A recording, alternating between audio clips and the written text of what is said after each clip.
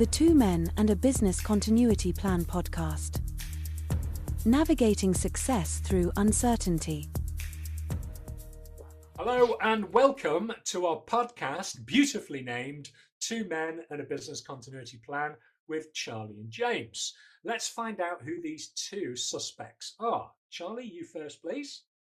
Right, so my own background, I think I've been doing this for 30 years, which is surprisingly a long time to do anything.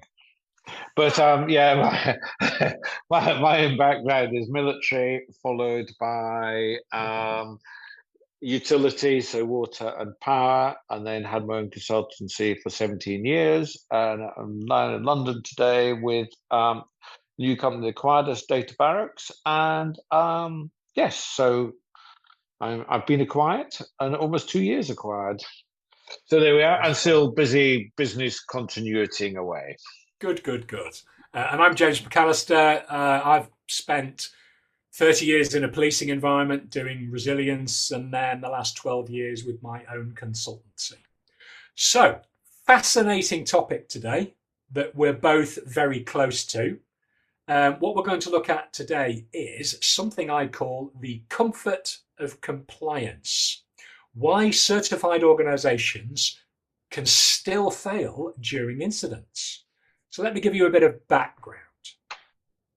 If your organization is certified to an international standard, and in this case, the Business Continuity Standard, ISO 22301, are you actually safe, or do you just feel safer?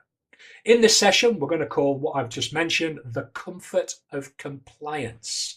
Why organizations feel assured by certification, and why that reassurance sometimes falls apart during a real incident.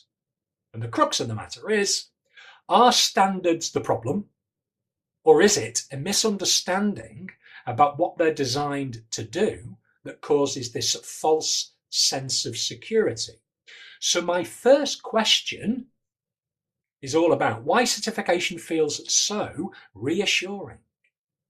Does certification create organizational, psychological comfort factors? Yes, well, there's a good thing.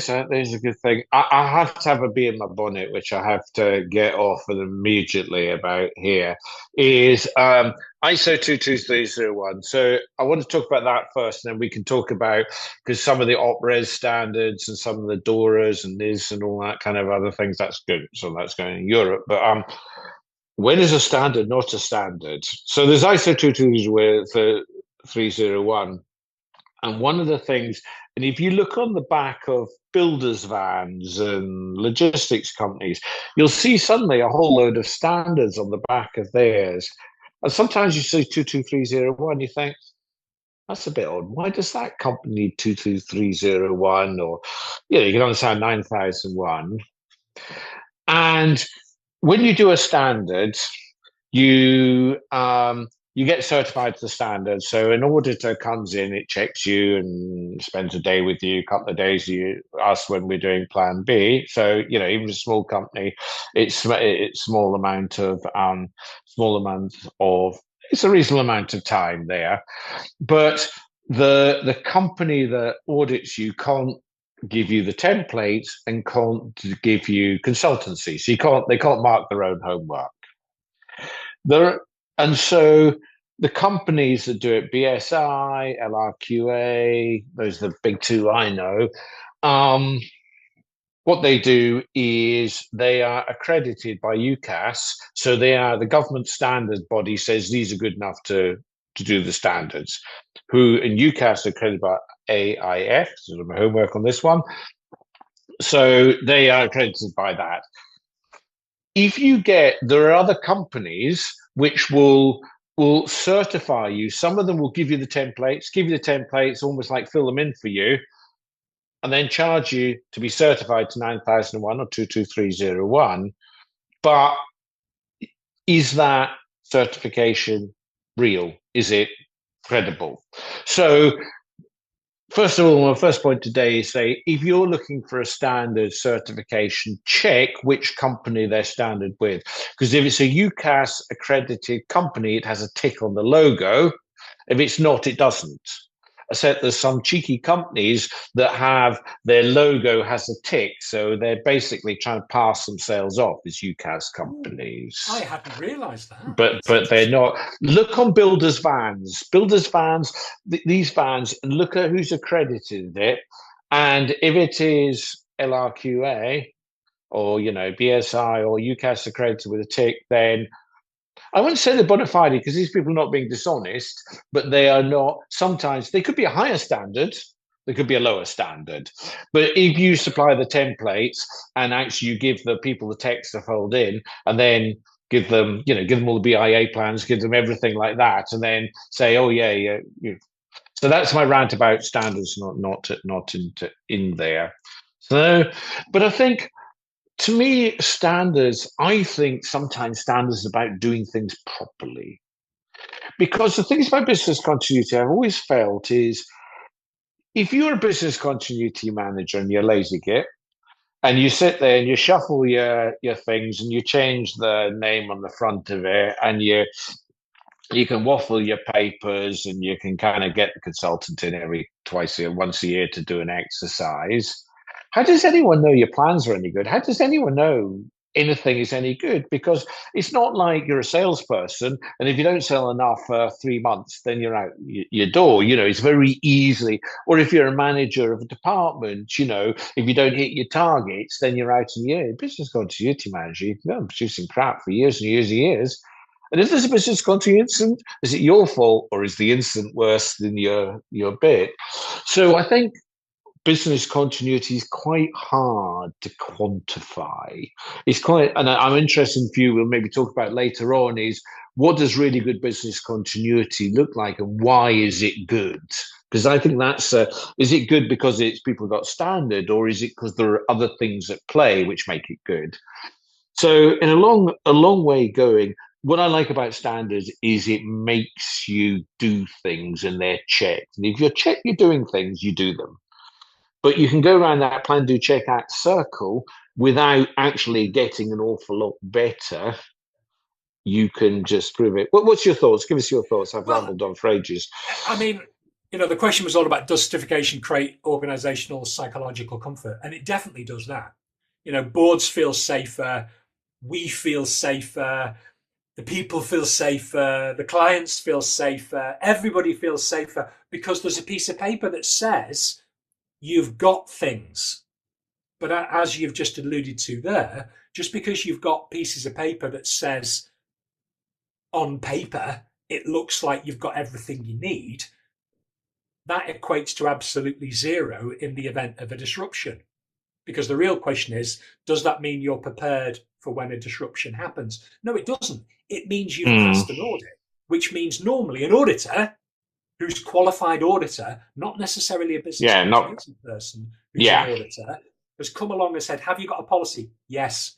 Does it have this? Yes. Have you got this? Yes. Does it look like it does that? Yes. But no one's ever stress tested it, because if you've never had an incident, you don't know. I mean, I have been to plenty of companies where they've got ISO 22301, and I have looked through, normally because I'm delivering exercise for them or training for them or something, and I look through their paperwork and go, how on earth did they pass audit? Well, I know how they passed audit, because the person who's looking at what they've got doesn't know the difference between a business continuity management system and a guava fruit, clearly, because they're not a BC person doing audit. They're an auditor doing BC. And then when you ask them about how did you determine your MTPD, your MBCO, your RTO, or in the event of whatever, you're asking the questions around it, they don't know. But because they've got something in the box, they've got the tick. But I know, in the event of having been in many incidents and many situations in my policing career and beyond, that having a plan, Eisenhower had this lovely thing about preparing for battle. Planning is indispensable. Plans are worthless. I don't necessarily agree with the plans are worthless, but I understand it's the planning process you go to. It's not the piece of paper you end up with that says you're great. It's, do you really feel battle hardened? And that's, Yeah, I think, a million miles away from having an ISO certification. yeah, I think there's a few things there you said. I have seen some shockingly bad business continuity plans or things like BIAs that actually it was a company just down the corner from me, long time before we even heard of Data Barracks that we worked for. And I looked at their BIA and said, how did you have that certified? That is not a BIA. I don't know what it was, but it was a burach, as they say in Scotland, a kind of muddle. But you know that was that passed the and so I see some shockingly bad. I'm sure you've seen some shockingly bad. There's also there is a game to be played between auditors and the people to say, look, the auditor is not going to get paid if he keeps decertifying people, or the company's not going to be decertified. So they do their best to pass you, and you do your best to get past. There is a bottom limit to that. You know, they will not compromise their integrity because, coming back to my UCAS point, every so often they are checked by an assessor from there, so that they check the assessors to make sure they're not just ticking in the box or just saying it. But you're right. Some good assessors will do come in. They say, actually, you know, your RTOs look really short. Can you meet them? And if you say, well, X, Y, and Z, who are they to really argue with you? But if you haven't say, well, why are they like, oh, well, not really sure, we just put them at that, then they all might give you a minor. So there is some rigor in it, but you're absolutely right, is to say they are auditors, they're not business continuity people. So, yes, but how much do you feel that a lot of the ISO 22301 is about a management system? So it's not just about, you know, Section 8 only does the business continuity bits, but there's other section which says you must have management reviews, you must have objectives of business continuity, you must have awareness training, you must have competency. So there is a whole load of things. Normally, if we do an assignment, we not necessarily do the kind of awareness session for everyone across the organization. But when you're audited, then the auditor can jump out there and go and say, right, Jack behind the desk there, what's business continuity mean to you? And if Jack goes, what? Oh, never heard of it, mate. Then, you know, so there is some intrinsic bits of a business continuity management system that either for expediency, laziness, never really asked it. So there's certain bits you do as part of a standard, which you may not do in normal life. So I don't know if you think those add value to make sure that the business continuity is more embedded and taken awareness. I mean, I think the international standards are good. I think 22301 is really good. Obviously, the requirements are all about clause 4 to 10 and working within that. And I know I am a qualified auditor, but I do health checks, I don't do audits. But when I go to an organization and they ask me to do a health check, I kick them uphill and down dale because I hope that I know what I'm doing, like you do, Charlie. Yeah. So I don't look at the prima facie case. I dig deep into the micro detail of, well, yeah, but how did you get there?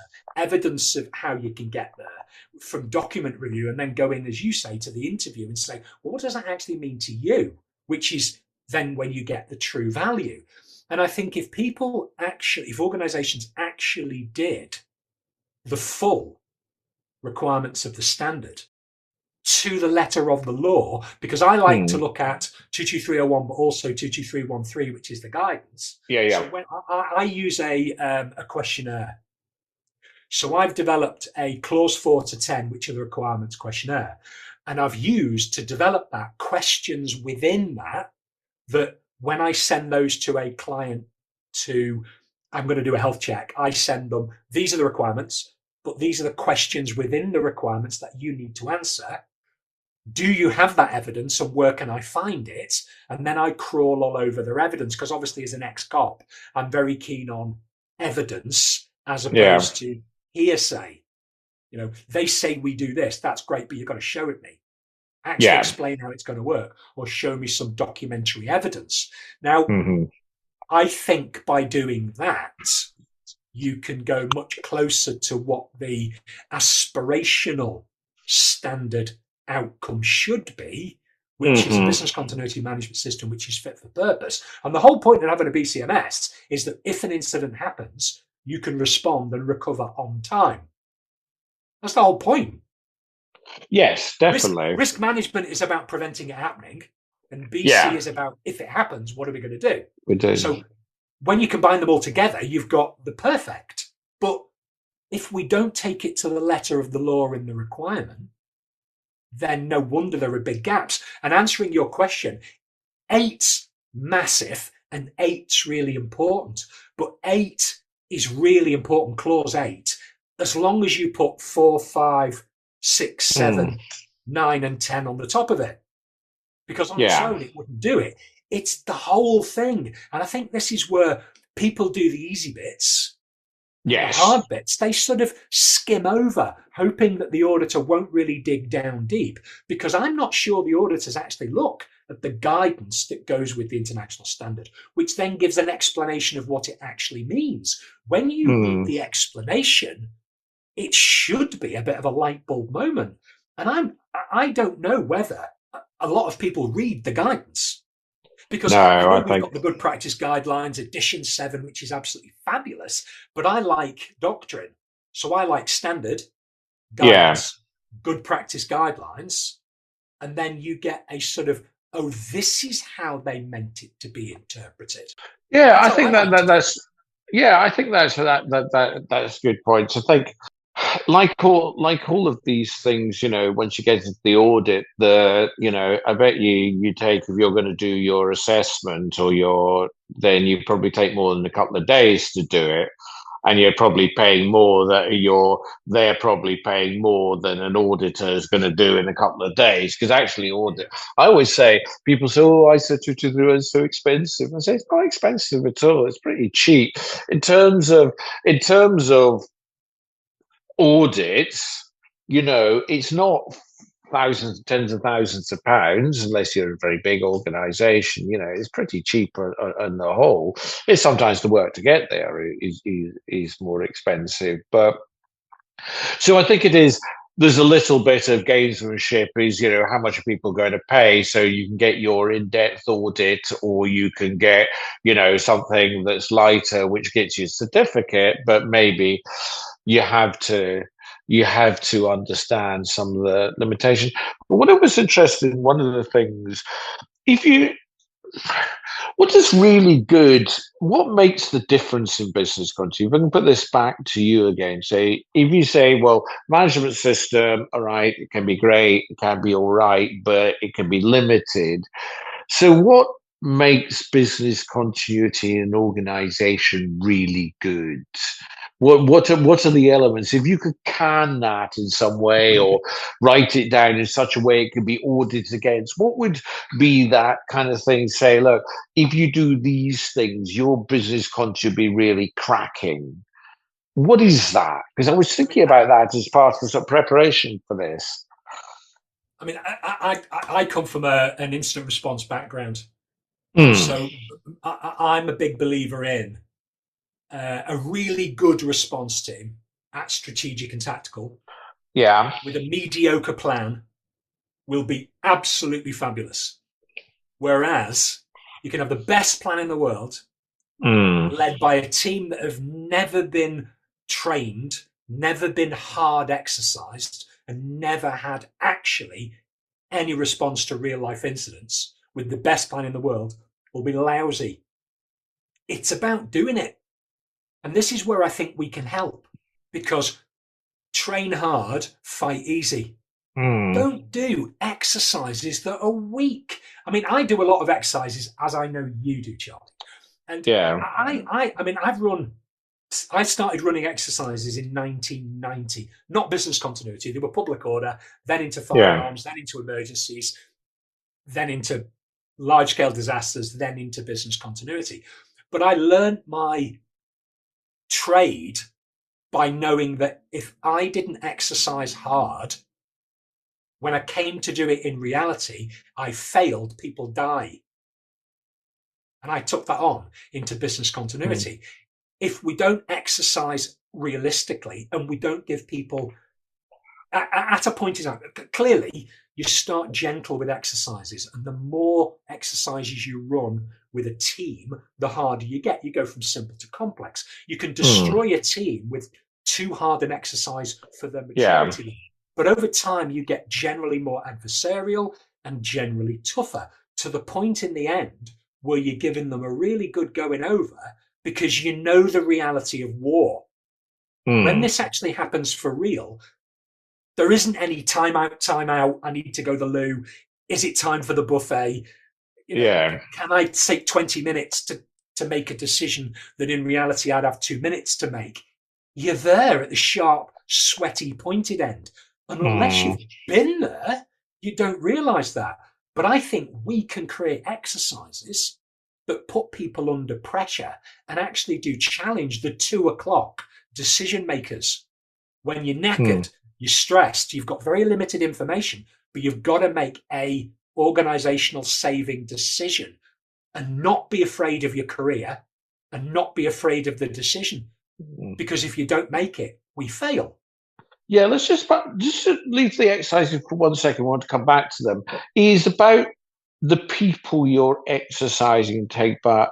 How much do you feel that actually some people, can you learn this stuff, or are some people naturally good at it, or is there a spectrum? So does the really good business continuity teams, are they sort of naturally good at it and maybe have an enthusiasm attitude to do more? Or are they, or can you train up most people, the average Joe, could you train them up to be a good incident manager with enough time, effort, and walk, what was it, a crawl, walk, run kind of type exercises?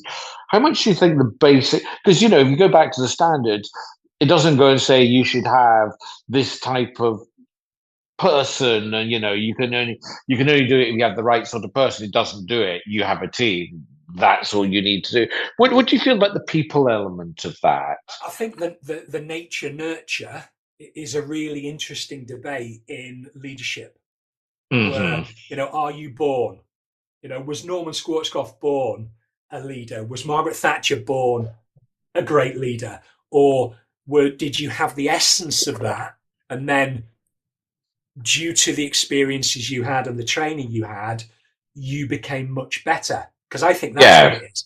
I think there are people who have it in them. My wife, for example, says that I'm the kind of person who loves a disaster, loves instant happenings. If I'm walking down the street and somebody collapses, I'm over giving them first aid. I'm doing things. I'm a responder. And I've always been like that. The police didn't make me that. I had that, joined the police, and they brought it out, hopefully to the best that I could possibly be. But in most organizations that we go in to do consultancy, etc., we're given people to train. And I definitely think you can take somebody and make them much better. But if they've got those, and the BCI competency framework also identifies the soft skills and the hard skills and the leadership skills you might need. And I think that's really important to understand. It's not all hard skills. I know what's in the plan. Think of all those interpersonal skills, the great leaders that you've had as role models when you were in the military and I was in the police, that I looked up to and thought, my God, they're good. Did they learn it? Did they develop it? Did they have it? But a whole mixture of that was soft skills and hard skills combined. Yeah, I think it's a real casserole of skills. Yeah, I think because, when I was in the army, so to go into the army as an officer, you go and do your assessment, and they assess have you got the leadership qualities to go and be an army officer. So there's a certain amount of people who don't. So once they decide upon that, they teach you leadership at Sandhurst. That's the whole point of it. But then, they are saying that a certain amount of people who are just not going to make it, certain amount of people who would make it. So, but unfortunately, in sort of civilian life, as we know, you don't get that luxury, as is just said. So, I think we just have to make do with who we've got. But again, the problem is, I don't know what your thoughts on this one is, that how long will people give to do this? This is always my frustration.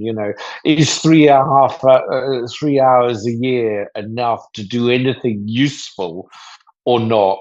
Well, I mean, it's not, but you've also got to look at the good practice guidelines and the international standards say that people have got to be competent. But in the Yeah. professional, the professional practices 1 to 6, you go from response and planning to exercise maintenance and review. And I know under the definition of exercise, training is part of it. But I'm a big believer in you put your response team together who've been involved with developing the plan and the solutions. You then train your response teams, then you exercise. This idea about running an exercise, which is a hybrid event where you're rehearsing them, training them, and assessing them all at the same time, doesn't fit any educational model for delivering competence. The organizations I work with, it's develop the plan, identify the responders, look at what they need to learn based on a matrix of they need to put these solutions into place, mixture of hard and soft skills, identify the people, identify a leader for that team, train the leaders to death. A lot of Tuckman's model, the storming, norming, performing about what leaders need to do in an incident, and then train the people to provide the expertise to be led by a good team leader to then resolve the problem. And then we check that in an exercise. And this is where I think we go wrong. Training. The thing that differentiates any human being from success is the level of training they're given. And as you said, if people are only getting 2 or 3 hours a year, what are our expectations of incident response success? Yeah, and also remembering what you did last year and repeating it sells. I'm a bit more of a, maybe it's because we're always on a tight time leash on this thing, but I'm quite a believer in the training by doing. So it's not there's not a great belief. Even in incident management, sit in the classroom, do 3 hours training on incident management, all the facets of that, and then you do 3 hours exercise. We're a great believer in sort of doing the two hybrid together. So, you do instant team meeting. So, no, let's not talk about instant team meetings. Do one. I've talked to you about the theory of it and talked you through an agenda, but do one and then you practice it. Because a lot of, I've just been doing kind of theories of education where a lot of those theories are learning by doing. So, yes, I think there is a balance to be done there. That it's doing is the ultimate. But yeah. Training on the job is yes, I think it's learning. I think learning on the job not investing in training. I think you've got to have the essence and then put it into practice, because understanding is only developed through doing, but you've still got to understand and then apply it. Like, for example, command, control and communications, the art of instant response, is very difficult to do in the middle of a scenario. It's great to enhance the skills you've already been taught, but it's hard to learn doing because the pressure of doing can overwhelm learning and doing at the same time. So I like a bit, for example, I used to run a security course on behalf of the European Commission that everybody had to go on before they were a security manager on these large-scale humanitarian missions. And we developed a week-long course where we would do inject application. Inject, I mean by inject of knowledge, application during a week-long exercise. Then we would bring them out, more knowledge, application, 2 days of doing it. Now, I know private sector companies can't give up 5 days, and these were 16-hour days, by the way, where they are learning, doing, big exercise at the end, success, great. But wouldn't it be nice if we did? Yeah, I think I get a little bit frustrated sometimes that the lack of training, and one of the things that I'm looking to introduce here when we do sort of high-end exercises, because we charge a reasonable amount for them, is if you say, oh, let's do exercises and training, to the client, they'll say, well, well, I've only got a budget, so let's knock off the training just on the exercise. And what I'm saying is, say, we will do training as part of that process. If you decide not to turn up to training or you don't want it, fine. But I'm offering you as part of the package. And if you don't take the training, you're not getting it any cheaper. So, you know, but this is to say, Quite right. because we see the value of training, and even if it's, say, an hour, half an hour, it's reminding people of, we did decision making last time. Let's just talk through decision making. Oh, we all logging. Do you remember? Bloody hell, yes, of course. I remember about logging. But it's trying to wake them up. These are the things you did wrong last time, the post-exercise report. I'm going to remind you now so that when you go to the next exercise in 2 weeks' time, you're not going to do the same thing. Bring your plan along. You got told off for last time. If you don't watch it, you're going to get them to do exactly the same thing again this time. So I do think that training is a little bit try and do it. And whether, it's face-to-face training when you say you get all 10 people from the instant team and you give them a quick half hour, 45 minutes, or whether I haven't done it yet with the avatars and get the avatars to train so they can do it in their own time, or whether you do just voiceover slides, which you can do one take, and at least they can do it in their own time. And if it was really someone you really want to impress, you might want to say, "Well, I'll do some one-to-one slots," because sometimes people, especially team leaders, coaching, bit of mentoring, case of mentoring, but trying to get that extra additional, I think, from my reading, that makes so much more difference for not an awful lot of cost and extra time. Yeah. Well, unfortunately, talking about time, Charlie, we have run to the end. There's a couple of things I just want to sort of bring out because I'm keen on. Let's test behaviour under pressure, not just the plan. Remember, compliance to the standard is a baseline. Capability is the objective of business continuity management system. And I think my final. I'm allowed to final point. I think my final point on this one is to say, if in doubt, if you think compliance, maybe not, go for it. At least that process. I'm a great believer in the process and doing the process and going on. It keeps you honest. And there's always a temptation. You go off a bit sick, there's this, that, everything else gets in the way. If the auditor's coming, you make sure it's done. If there is no deadline of the auditor's coming, it can always wait till next year, next month, and next decade. So certification is better than nothing. But I think, as we've discussed, you have to see it within context. Yeah, no, I mean, a really valued point. And thanks for that, Charlie. Once again, listeners, thank you very much for being with us. We would like suggestions for future podcasts. If there's any issues you're dealing with, any particular problems you would like us to discuss, that would be lovely. Send them across to Business Continuity Training at the usual email address. If you enjoyed what you're listening to, please subscribe, comment, and share. We are across all of the best podcast platforms. And see you next time. I will see you next time.